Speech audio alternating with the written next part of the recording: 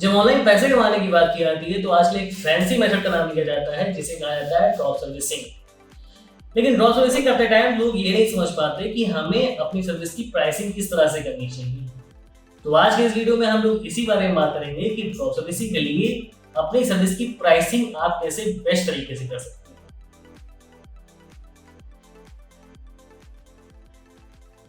आज के डेट में आप कोई भी बिजनेस स्टार्ट करने जा रहे हैं तो आपके बिजनेस चलने या फिर ना चलने की पॉसिबिलिटी इस बात पे बहुत डिपेंड करती है कि आपके प्रोडक्ट या सर्विस की प्राइसिंग क्या है।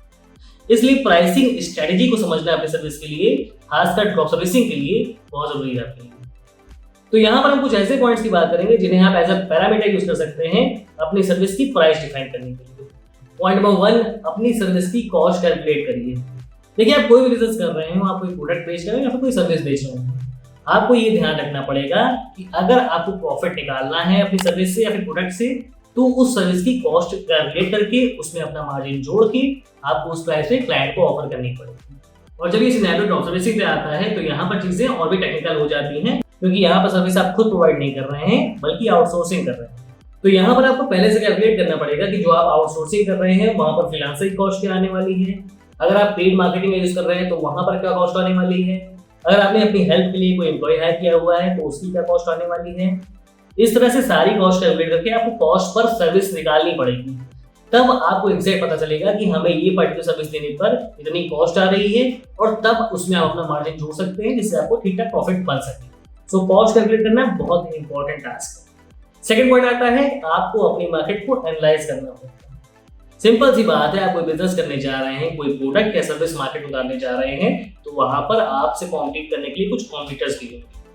तो ये देखना आपका फर्ज बनता है कि आपके कॉम्पिटिटर्स उसी सर्विस के लिए क्लाइंट को क्या प्राइस पिच कर रहे हैं, क्योंकि ऑब्वियस सी बात है अगर आप सेम टाइप की सर्विस अपने कॉम्पिटिशन से बहुत ज्यादा कॉस्ट प्रोवाइड करा रहे हैं तो आपको क्लाइंट मिलने की पॉसिबिलिटी कम हो जाएगी। अगर आप उसे बहुत कम प्राइस ऑफर कर रहे हैं तो यहाँ पर आपको नुकसान हो रहा है। तो अगर आप अपने कॉम्पिटिशन को एनालाइज करते हैं कि आपका क्लाइंट उस सर्विस के लिए क्या प्राइस ऑफर कर रहा है, तो अपने क्लाइंट को आप एक सही प्राइस ऑफर कर पाए जो कि पूरी तरह से जस्टिफाइड होगी।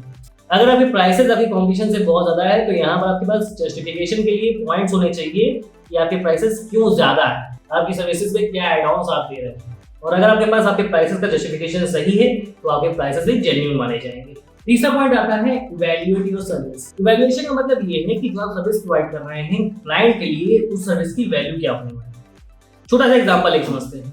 मान लीजिए आप एक ई कॉमर्स सर्विस प्रोवाइड करा रहे हैं, कस्टमर के लिए आप ई कॉमर्स वेबसाइट बना रहे हैं और अभी वो क्लाइंट केवल ऑफलाइन काम कर रहा है, मतलब ई कॉमर्स का यूज नहीं कर रहा है। इस केस में अगर आप एक अच्छी ई कॉमर्स सर्विस प्रोवाइड करा रहे हैं उसे, तो उसका रेवेन्यू बढ़ने के काफी ज्यादा चांसेस है। मतलब आप अपनी सर्विस की वैल्यू अच्छी खासी उसे बता सकते हैं क्योंकि डायरेक्टली उसके रेवेन्यू में इससे बढ़ावा हो जाएगा। एक और एग्जांपल लेते हैं। मान लीजिए आप सॉफ्टवेयर बना रहे हैं क्लाइंट के लिए, तो ये पर्टिकुलर सॉफ्टवेयर जब क्लाइंट का इंप्लीमेंट हो जाएगा तो यहाँ पर उसकी काफी सारी स्टॉक की प्रॉब्लम सॉल्व हो जाएंगी, इन्वेंटरी उसकी सही से मैनेज हो जाएगी, प्लस जो काम अभी वो 2 एम्प्लॉय से कर रहा है फिर वो एक एम्प्लॉय से भी कर सकता है, क्योंकि कंप्यूटराइजेशन की वजह से वो अपनी मैन पावर कम कर सकता है। तो यहाँ पर भी उसको एक डायरेक्टली बेनिफिट दिखाया जा सकता है। तो क्लाइंट को क्या फायदा होने वाला है इसके अकॉर्डिंग भी अपनी सर्विस की प्राइस आप डिसाइड कर सकते हैं, बशर्ते कि आप क्लाइंट को इन बातों पर कन्विंस कर सकते हैं। चौथा पॉइंट आता है अपनी सर्विसेज का सेगमेंटेशन करिए, मतलब उनके पैकेजेस बनाइए। आप हॉल में एक मूवी देखने जाते हैं, वहां पर आपको पॉपकॉर्न के 3 पैकेज मिलते हैं, स्मॉल, मीडियम एंड लार्ज। अब क्योंकि वहां पर हर तरह की ऑडियंस जाती है जिन्हें खर्चा करने की कैपेसिटी अलग अलग होती है, इसीलिए वो लोग 3 तरह के पैकेजेस देते हैं। मतलब यहाँ पर बेचने वाले का इंटेंशन ये है कि कोई भी कस्टमर खाली हाथ ना जाए, कोई ना कोई प्रोडक्ट हमसे लेता है। इसी तरह से आपको अपनी सर्विसेज के लिए सेगमेंटेशन करना पड़ेगा, उनके पैकेज बनाने पड़ेंगे। इससे फायदा ये होगा कि आपके पास ज्यादा ऑप्शंस हैं। किसी भी पेइंग कैपेसिटी वाला आदमी आपके पास आ रहा है, उसके पास आपके क्लाइंट बनने के लिए पोटेंशियल है। इससे फायदा ये भी होता है कि जब कोई क्लाइंट आपके पास पहली बार आ रहा होता है तो वहां पर एक ट्रस्ट डेवलप नहीं होता। अब वो ये चाहता है कि एक छोटा से छोटा अमाउंट देके आपकी सर्विसेज का सैंपल ले सके। यहाँ पर जब आप अपने छोटे पैकेज को ऑफर करते हैं तो यहाँ पर आपको कुछ पैसे मिल जाते हैं, क्लाइंट को एक सैंपल सर्विस मिल जाती है और आपका क्लाइंट तो बन जाता है। और अगर उसके पास पेइंग कैपेसिटी अच्छी है तो बाद में वो आपका एक बड़ा पैकेज ले सकता है। मतलब यहाँ पर आपको एक क्लाइंट मिल जाता है और उस क्लाइंट के लिए भी सेटिस्फैक्टरी फैक्टर होता है कि एक छोटा अमाउंट देके उसने आपकी सर्विस टेस्ट कर ली, अब वो एक बड़ा पैकेज ले सकता है। 5वां फैक्टर आता है प्रॉफिटेबिलिटी और सेल्स वॉल्यूम को टेस्ट करिए। देखिए कोई भी आप प्रोडक्ट या सर्विस बेच रहे हो तो यहाँ पर दो तरह के क्लाइंट्स आते हैं बस। एक बहुत हाई कैपेसिटी वाला क्लाइंट होता है जिसके पास पे करने की कैपेसिटी अच्छी होती है, लेकिन उस सेगमेंट में वॉल्यूम काफी कम होता है। और एक लो सेगमेंट वाला वॉल्यूम आता है जो पे तो कम कर सकता है लेकिन यहाँ पर सेल्स वॉल्यूम अच्छा हो सकता है, बहुत ज्यादा हो सकता है। ये दोनों ही मॉडल अपनी अपनी जगह पे सक्सेसफुल हैं, लेकिन आपको ये तय करना होगा कि आपकी सर्विस किस रेंज में आती है। क्या आपकी सर्विस के लिए वो क्लाइंट क्राइटेरिया फिट है जहां पर एक हाई पेइंग कैपेसिटी है लेकिन वॉल्यूम बहुत कम है, या फिर आपकी सर्विस उन लोगों के लिए है जहां पर वॉल्यूम बहुत ज्यादा है लेकिन उनकी पेइंग कैपेसिटी काफी कम है। इन दोनों फैक्टर्स को देख के आपको अपनी प्राइस डिसाइड करनी पड़ेगी। मतलब अगर आप चाहते हैं कि आपकी सर्विसेज की कॉस्ट काफी ज्यादा हो, काफी प्रीमियम प्राइस से बिके, तो आपको इस चीज से कॉम्प्रोमाइज करना पड़ेगा कि यहाँ पर आपको क्लाइंट्स कम मिलेंगे, लेकिन जो भी क्लाइंट्स मिलेंगे उनसे आप एक अच्छा रेवेन्यू जनरेट कर पाएंगे। दूसरी तरफ अगर आप चाहते हैं कि आपके क्लाइंट्स बहुत ज्यादा हो, बहुत अच्छा वॉल्यूम हो आपके पास, तो आपको अपनी सर्विसेज की प्राइस कम रखनी पड़ेगी ताकि वो प्राइसिंग बहुत लोकली अफोर्डेबल। अब ये डिसाइड करना आपके ऊपर है कि आप किस सेगमेंट को टारगेट करना चाहते हैं। अगर मेरी एडवाइस मानेंगे तो आपको अपनी सर्विसेज को बहुत अच्छा करना चाहिए, बहुत प्रीमियम करना चाहिए, जिससे आप एक हाई पेइंग कैपेसिटी वाले क्लाइंट को टारगेट कर सकते हैं। यहाँ पर आपको बहुत ज्यादा क्लाइंट जरूरत नहीं होती। इन हाई कैपेसिटी क्लाइंट से आप एक अच्छा रेवेन्यू जनरेट कर सकते हैं। रीजन इसका ये है क्योंकि ये सर्विस सेक्टर है, इसलिए यहाँ पर काम करने के पास आपकी लिमिटेड कैपेसिटी है। अगर आप बहुत ज्यादा सेल्स वॉल्यूम ले आते हैं कम प्राइस पर, तो उससे आपको फायदा तो हो जाएगा लेकिन उसके साथ आपके कष्ट भी बढ़ जाएगा। 6 पॉइंट आता है अपसेल करनी। अपसेलिंग का सीधा सा मतलब ये है कि आप कोई प्रोडक्ट परचेज करने गए और उस प्रोडक्ट के साथ में आपको कुछ ऑफर के साथ एक और प्रोडक्ट बेच दिया गया। फॉर एग्जाम्पल आप बर्गर लेने जाते हैं एक शॉप पे, एक रेस्टोरेंट में, तो यहाँ पर बेचने वाला आपको ये भी कहता है बर्गर के साथ थोड़ा सा प्राइस देके आप एक कोल्ड ड्रिंक भी ले सकते हैं। मतलब यहाँ पर कोल्ड ड्रिंक आपको अपसेलिंग के साथ बेच दी गई। तो इसी फॉर्मूला को हमें अपनी सर्विस में भी अप्लाई करना है। मान लीजिए हम वेबसाइट बनाने की सर्विस प्रोवाइड कराते हैं, तो क्लाइंट ने वेबसाइट तो बनवा दी हमसे, लेकिन वेबसाइट बनाने के एक लिमिटेड पैसे आपको देते हैं। अब यहाँ पर अगर आप अपसेलिंग अप्लाई करते हैं तो कुछ एक्स्ट्रा प्रॉफिट भी हो सकता है आपको। तो यहाँ पर आप अपनी वेबसाइट तो बेची और साथ में अपनी डिजिटल मार्केटिंग की सर्विसेज उसे अपसेल कर दी।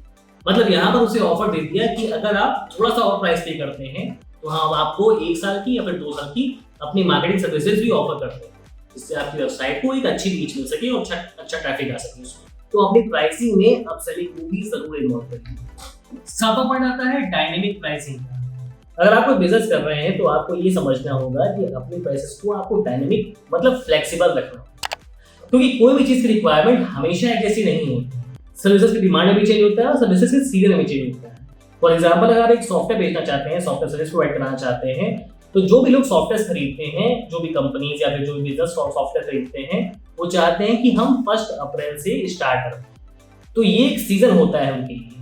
अगर इस सीजन के अकॉर्डिंग अपनी प्राइस आप एडजस्ट करते हैं या फिर उसमें फ्लेक्सिबिलिटी लाते हैं, तो यहाँ पर आपको सेल मिलने की पॉसिबिलिटी ज्यादा हो सकती है। ऐसे ही आपकी सर्विसेज में डिमांड का भी चेंज होता है। कभी-कभी ऐसे फैक्टर्स आते हैं जब आपकी सर्विसेज की रिक्वायरमेंट ज्यादा हो, उस टाइम पर अगर आप टाइमिंग को जज कर लेते हैं तो अपनी सर्विसेज में एक ठीक ठाक डिस्काउंट प्रोवाइड करा के अच्छे क्लाइंट्स अपने पास ला सकते हैं। तो आपको अपनी प्राइसिंग में फ्लेक्सिबिलिटी रखनी चाहिए। और 8वां पॉइंट आता है कि अपनी प्राइसिंग को टाइम पर टेस्ट करते रहें। मान लीजिए इन सारे फैक्टर्स को, सारे पैरामीटर्स को आपने नोट कर लिया है, इनके अकॉर्डिंग अपनी प्राइस को डिसाइड करें। लेकिन जरूरी नहीं होता है कि हमेशा ये सारे फैक्टर्स आपकी प्राइसिंग के लिए सही बैठ जाए। तो इस चीज को आपको टेस्ट करना पड़ेगा। मतलब आपने एक प्राइस डिसाइड कर ली, अगर आपको उस पर सेल नहीं मिल रही है तो आपको अपनी प्राइसेस कुछ कम करनी पड़ेगी। और अगर उस प्राइस पर आपको अच्छी सेल मिल रही है तो यहाँ से आपको कुछ प्राइसेस बढ़ाकर भी टेस्ट करना होगा, क्योंकि हो सकता है जिस प्राइस पर आपको सेल मिल रही है उससे ज्यादा प्राइस बढ़ाने पर भी आपको अच्छी सेल मिलती रहे, तो इससे आपके बिजनेस को फायदा ही है। तो आपको अपनी प्राइस स्ट्रेटेजी को और प्राइसिंग को टाइम पर टेस्ट करना पड़ेगा।